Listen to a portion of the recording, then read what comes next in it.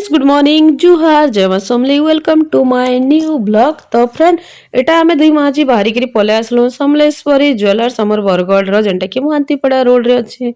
तो सेनिके आमे पले आसलु अनुष्कार एटा कान फुड़ा होचे देखि परथिबे। आज होचे बसंत पंचमी तो बसंत पंचमी दिन सरस्वती पूजा दिन सबु शुभ काम करा जायसी जाना हेले भी जलसी भात खोआ एक्सिया कानपुड़ा नागपुड़ा तो मुई अनुष्कार कान फुड़े देली देखुन आटा बहुत सुंदर दिचे तार संगे संगे आउ गोटे झील आसला सी भी तार कान पुड़ाबार अच्छे तो से बेटा बसीचे पहला डट रे चिन्हा दे दौन तार जाकिर कान पुड़ौन। तो आपण मैंने भी जदि कहार कान पुड़ाबार लगी नाक पुड़ाबार लगी जदि चाहूचन तो आमर समलेश्वरी ज्वेलर्स रे कान नाक पुड़ा होचे तार संगे संगे सब ज्वेलरी आइटम भी मिलसी। तो आपण मैंने इनके आसिकरी कान नाक आपणकर छुआ पिलार जहार भी पुड़ाबार लगी चाहूचन पुड़ाई पारबे।